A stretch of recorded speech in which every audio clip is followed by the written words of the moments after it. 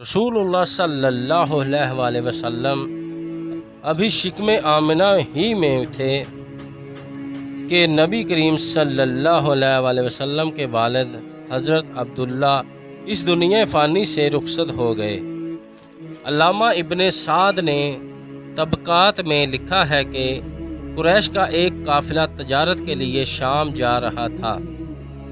رسول اللہ صلی اللہ علیہ وآلہ وسلم کے والد حضرت عبداللہ بھی اس کے ساتھ چل پڑے اور غزدہ تک گئے۔ قافلے والے جب تجارت سے فارغ ہو کر واپس لوٹے تو یثرب مدینہ سے گزرے۔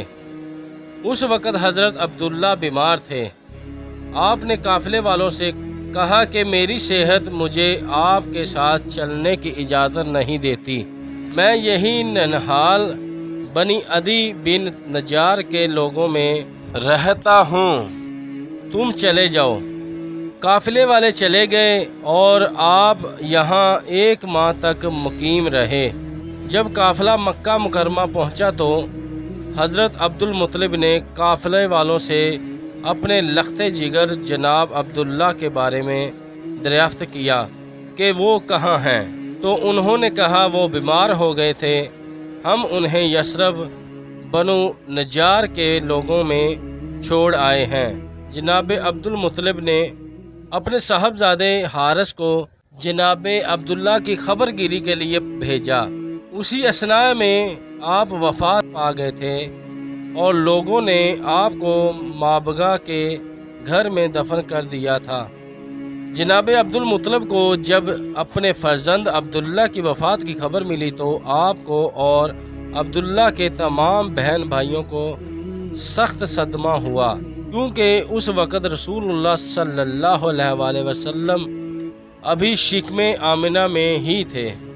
آخر دعائے خلیل علیہ السلام اور نوید مسیحا علیہ السلام کے پورا ہونے کا مبارک وقت آ پہنچا اور اللہ وحدہ لا شریک کے آخری رسول حضرت محمد صلی اللہ علیہ وآلہ وسلم تشریف لے آئے۔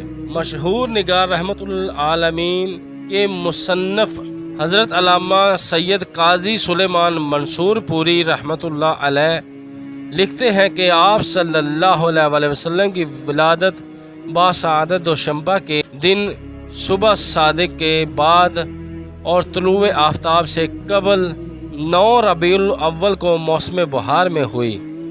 محسن عالم سرور عالم صلی اللہ علیہ وآلہ وسلم پیدا ہوئے تو یتیم جب آپ صلی اللہ علیہ وآلہ وسلم کی عمر مبارک 6 برس کی ہوئی تو نبی کریم صلی اللہ علیہ وآلہ وسلم کی مشفق ماں آپ صلی اللہ علیہ وآلہ وسلم کے ساتھ آپ صلی اللہ علیہ وآلہ وسلم کو ساتھ لے کر مدینہ گئیں۔ مدینہ میں 1 ماہ تک قیام کے بعد جب واپس ہوئیں تو مقام ابوا پہنچ کر داغ مفارقت دے گئیں۔ دیار غیر میں دوران سفر حادثہ نبی کریم صلی اللہ علیہ وآلہ وسلم پر بجلی بن کر گرا۔ باپ کا سایہ پیدا ہونے سے پہلے ہی سر سے اٹھ چکا تھا، اب والدہ بھی آپ کے ساتھ نہ رہیں تو شدت غم سے آپ صلی اللہ علیہ وآلہ وسلم کی آنکھوں سے بے اختیار آنسو جاری ہو گئے۔ ایمن جو اس سفر میں نبی کریم صلی اللہ علیہ وآلہ وسلم کے ہم رکاب تھیں، وہ آپ صلی اللہ علیہ وآلہ وسلم کو ساتھ لے کر مکہ واپس آ گئیں۔